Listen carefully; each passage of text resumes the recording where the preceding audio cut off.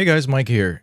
I, of course, did some videos about some Hisense Android TVs in the past, and I've noticed they've been very popular, and I get a lot of questions about the Hisense, and I see a lot of people also, get a lot of answers from my videos as well. I thought that I'd share that my Hisense A6 series 70-inch TV has had a repair. I had a service tech come out and replace the entire board, as you say. I don't know what you call it.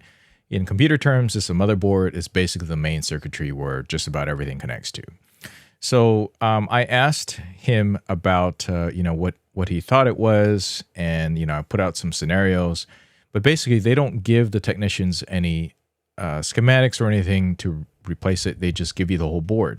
It shouldn't come as a big surprise, especially with TVs nowadays. I think this TV was like $600 just about a year ago. And basically what happened for me, and what apparently happens to a lot of people, is that the unit just won't power on, or it powers on and does reboot cycle. Now, what happened with my particular scenario after having it almost a year now, let's see, I've had it about 10 months now. What happened was the unit would, sometimes it gets stuck. And you see a red light on the bottom, and the red light has status indicators. Basically, it blinks a certain way to get things, to show you what's going on. And a lot of it has to do with the firmware updates. So what I think happened was that one of the firmware updates went kaput. It just went bad. I don't know what happened. And for whatever reason, after that, you just get stuck in a reboot cycle, and then you can't get out of it. Now, I asked the tech about whether or not they do the firmware update fixes or something like that, or send them out with a USB stick to do the firmware, and they found out that it just didn't make sense for that to happen, for them to have to send out a tech twice in case, that wasn't. So they just replaced the whole board, because you got to send a tech out, you got to pay for your mileage and everything. So even though this could have been very much a firmware fix where they give you firmware on a USB stick in there, they found out that, hey, generally people can't do that. They don't know how to do it. And, we have service techs, they just send them right out. It's just cheaper, more cost effective, rather than doing that, wasting customer service time and then the customer service experience, and then having that then fail, and then still having to send a service tech out because, consumers, they don't know what they're doing. Not everybody's a technology person like I am, clearly. So, so that's what they did. Okay, so the whole process, really, from start to finish, as long as you follow their instructions, is that before they arrive, they want to make sure that the TV is not mounted anywhere, okay, because they don't want to be held liable for any of those situations. And then in my case, what ended up happening was, I took it down, and then we laid it down on the dining table so that it's easy to access and open up the panels. It's a huge TV, and it's just a lot easier to handle on a surface, right? That makes sense. We lay down blankets, and we put it down, and he did a quick test just by trying to power it on, saw that the red light was blinking, basically then took his brand new control board that Hisense then sends over to the technicians. He plugs that in, plugs the other ports in. There's about 4 or 5 different connectors on there, and then tests it. It powers on, and you're good. Then you just replace the board. You just need a screwdriver, basically, is all that's necessary. So he removes the board, sticks it back in. It's way easier than replacing a computer motherboard, because you don't have to deal with all the other connectors and all the other extensions and everything. And that just basically replaces everything. So he did that and powered it on, and it works fine. Now, here's what's interesting about this. Of course, I had the opportunity to talk to Frank, who is the TV repairman. He's been in the industry he's been repairing TVs.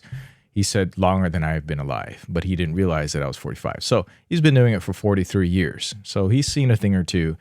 And his comment was that, most of these TVs are all like this now. They are just, you're pretty much, especially around this price range, they're all similar. So you don't really have to worry too much about, should I get a Sony for $600? Should I get a Hisense for $600? Should I get LG for $600? For the most part, they're all kind of built the same. Here's one interesting thing, though, is that over time, he thinks that in about 5 years, they might not even repair these anymore. There just aren't any service centers around. Okay, so he said the exception, and I'm here in California, of course, the exception is that there are service centers from LG and Samsung. That's about it. And Sony used to have one, but only if you're really close by are you able to bring your TV in for getting repair. And Frank says that people don't bring TVs in anymore, which makes sense because it's huge. People have these gigantic TVs, a 70-inch TV. I don't feel comfortable in the moving of it and labor of moving it and for anything particular to go wrong during a move, like heaven forbid I crack the screen on the way, and then that's it. That's not covered by warranty. So, you're probably going to have people come out to service these all the time. So there's nothing really fixable and replaceable in these other than just replacing the boards for the most part. Now, he told me that a lot of things that fail on these boards are, like, for instance, the Wi-Fi modules.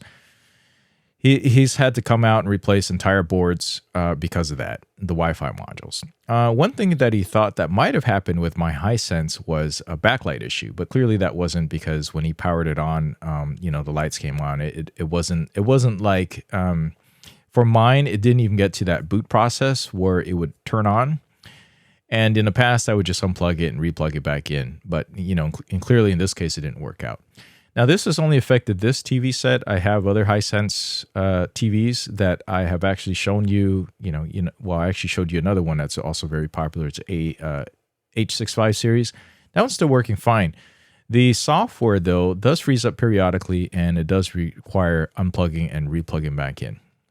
So here's what I think that is the best thing that you can do with these TVs. Number one, so major tip number one. If you get one of these, know that they're all going to be smart TVs. Okay, so you can take your pick between Android, Roku, and the other stuff. Now, if you get Android, the thing is it supports so many apps, and it's particularly vulnerable because it is so popular. It's one of the most popular operating systems in the world. So know that. So it runs on Android, or a version of Android TV, which itself runs on Linux. Now, with that in mind, realize that there are typically a lot of vulnerabilities that happen on, the operating system of these. And because you're connected to the internet, it makes you very vulnerable. And hence, there's a lot of security issues that potentially has to be fixed. And also when you download new additional apps, they have to be fixed. And the apps have to be updated and yada, yada, yada. So there's going to be a lot of updates on your TV over the lifespan of when you're using it. Now, since I think mine was an issue where an update went wrong for whatever reason, maybe we had a power issue, I don't know, it just failed. And it just won't get to the process that it needs to. You just can't do it. And unfortunately, they don't provide tools for us nerdy people to go ahead and fix that directly, at least over here in the United States. I've heard of other countries where they just send out the firmware so they can download and update it. And that kind of makes sense, right? So my tip is that before your warranty runs out, log in, update the latest firmware, fixes, whatever software. And my advice is, if you're going to do that, all right, do all of this, run all of this stuff with the software and the app, whatever minor apps you're going to use in the streaming. If you're going to do it on the TV, do it while you still have the warranty. Because replacing this board is not going to be easy. It's going to cost you a lot of money, and you might as well just end up throwing the TV, especially the price range of what these TVs are now. I think someone commented down below that they easily got, it was just a regular price was $500 for a 70-inch TV, which is insane. Insanely good and awesome, but we got these issues we got to deal with. It's basically you just toss it in the end. Now, if the backlight had failed, they had found this. Actually, there's this thing that you got to sign that says, look, we might have to do an on-site destroy. So they destroy the TV, and that's it. Okay, and then they just send you a refurbished one. So in the future, they're not going to replace, at least what that Frank says, is they're not even going to fix these anymore. They're just going to send you a refurbished one and somehow have someone come by and pick these up. So keep that in mind. That's how a lot of this warranty process might happen in the future. Just simply because that might be easier. Okay, so you do the update and all that, but what happens after your warranty is done? Okay, so after your warranty is done, I would say just disconnect it from the internet. Don't even bother with it. It's just not worth it. So disconnect the Wi-Fi and disconnect your network cable, yada, yada. And then you might say, well, Mike, I bought a smart TV for this reason, so I can, stream all this stuff. Now I have to buy some extra stuff. No, don't do that, because if you mess up this motherboard, it's just an all-in-one board. Okay, picture of it, I'll just show you right here. It's all-in-one board, operating system, everything's in there. The Wi-Fi chip, the sound circuitry, the AV stuff, the control board, the memories is all on this board. Okay, you can't just take bits and pieces and replace them. The whole thing has to be replaced. So it's going to be pricey for you. Okay, it's also going to be pricey to send someone like Frank coming out. It's like $300 some a visit. Okay, plus mileage depending on where it is. So what do? Well, you get a dongle. Okay, so for these TVs, I primarily just use the Apple TV anyway, because hey, I'm a big Apple fan, Apple user. And, that works out. If the Apple TV breaks, I could just get another one, right? At least then the whole TV you don't have to deal with that. You can still continue using the TV. Now, be that as may, with these TVs so cheap, maybe you just want to upgrade to a TV regularly. Maybe that might make sense for you. All right. So I'll talk about the Android A6 series 70-inch. Some people have asked me some questions about it. In the past, a lot of it was about the game mode. How does it look? Are you still happy with the TV? Does it still work? Any other recommendations for better TV? Yeah, obviously there are. So one of the best places to check out those things is a site called RTings. A lot of you guys know RTINGS. Okay, they test out these TVs. Now, why I did this video in particular about this TV is because they tested out the I think it was the IPS screen, whereas this one's a VA screen. So, the contrast is different and the quality of the screen is a little bit different. And I will say that in this TV set, we were fine with using it as our main cheap TV set where we don't really have to worry too much about.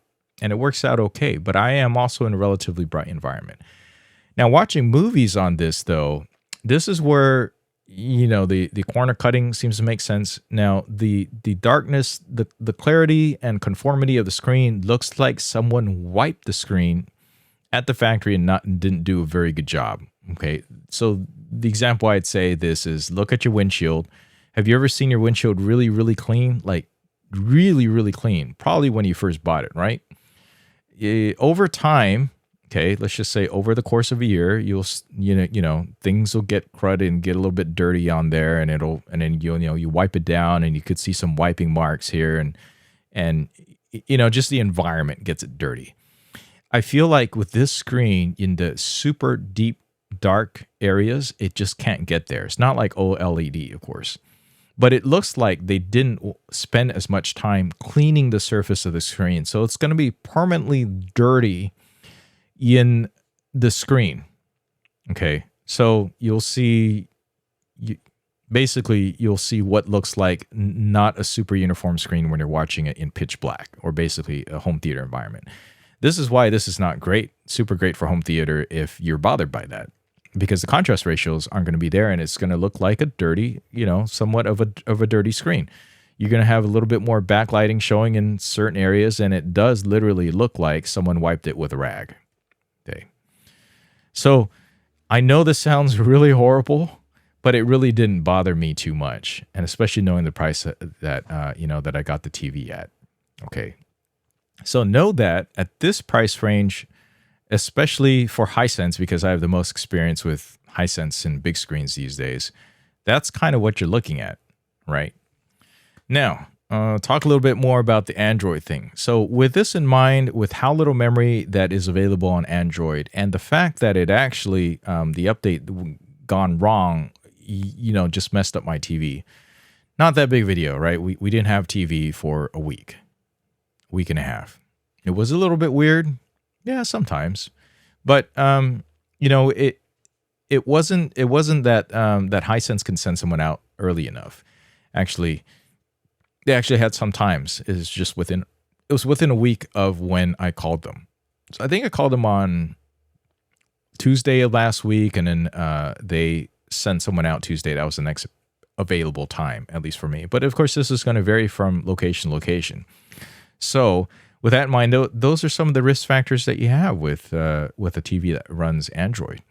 And for whatever reason, they are not taking a lot of feedback of the repair people where they tell them, hey, maybe you should do this and this. I've noticed that we've been replacing a lot of these modules. The Wi-Fi, for instance, module isn't really working out. Maybe you shouldn't integrate it. Maybe you should do dongle. They're not going to do that. Everything's going to be integrated. That's how they keep the price cheap.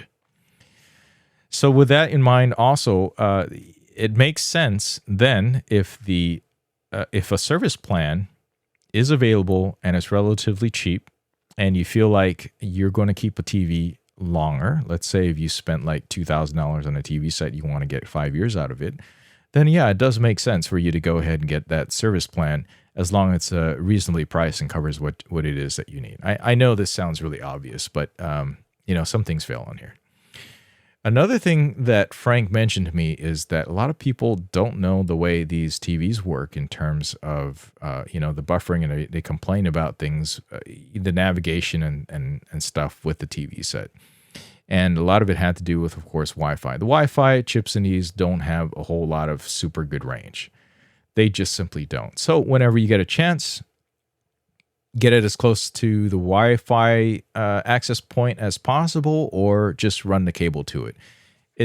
That's basic information to me, but Frank tells me that when he goes out on service calls, this is something that he has to explain a lot to customers, and they're just simply not understanding it. They're thinking about the buffering, and they don't understand why everything's always buffering. How come we're not watching in 4K or something high bit rate just doesn't work out? It's the bandwidth that's getting into it, and the Wi-Fi chips in there are enclosed in that environment, and then you put it against the wall, right?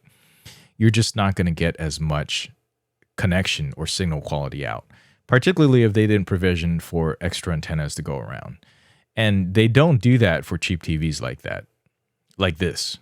Okay, so run the wire connection. You're going to get a much better signal, or get an extender or something that handle the bandwidth. I've done videos about this where I use a mesh system anyways. I recommend the Netgear Orbi.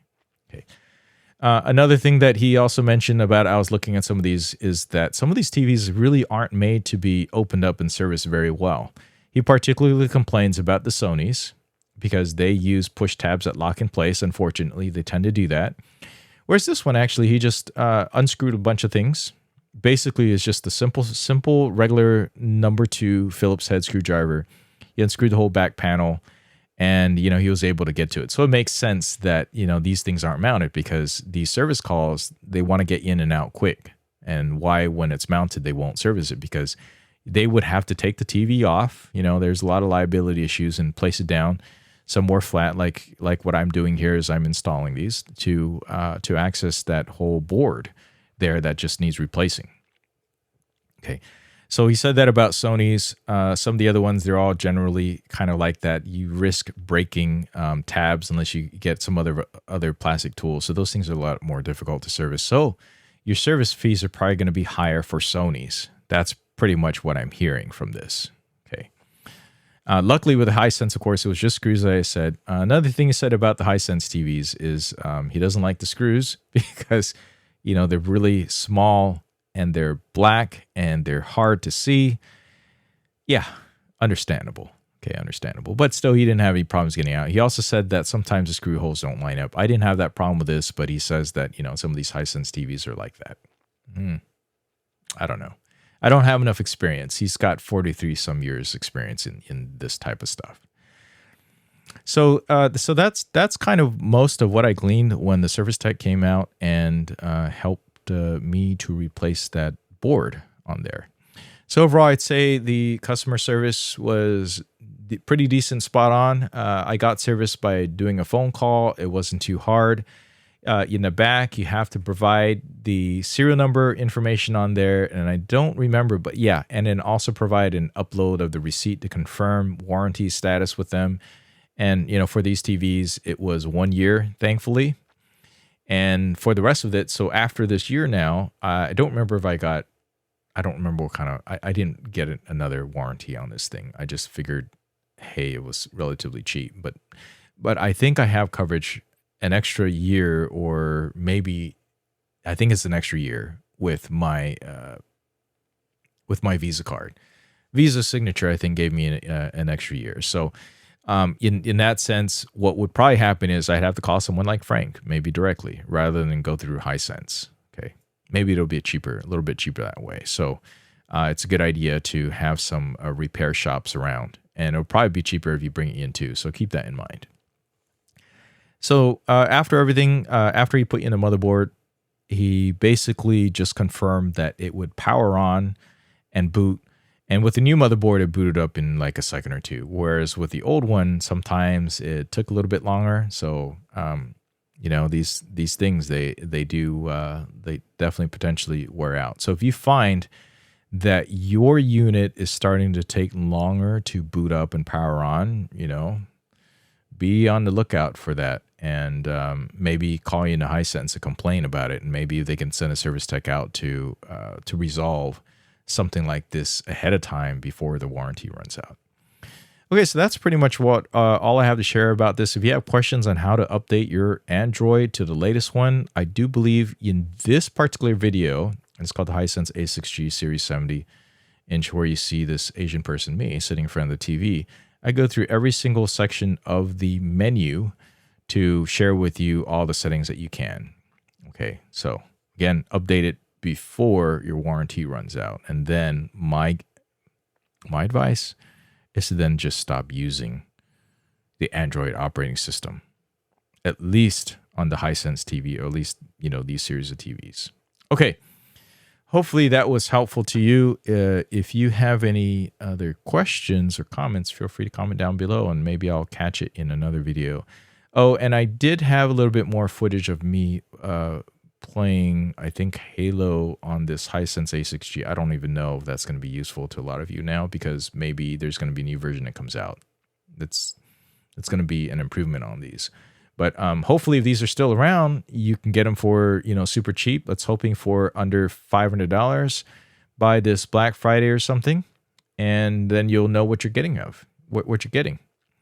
Now the blacks are like this. They look okay. I remember I talked about the dirty screen. It's only in the pitch black darkness that I see this. So, you know, it could bother some people if you like to watch, you know, like a movie theater environment.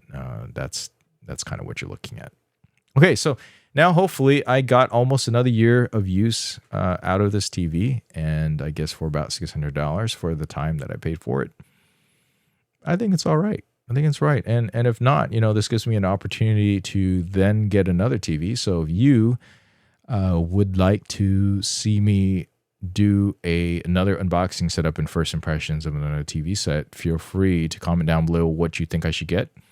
And if you are so inclined and you think that my video is going to be helpful to you, or you're choosing to, you just want to give me a thanks, there's this new thanks thing. Okay, it's called Super Thanks. Thanks for watching. Please like and subscribe.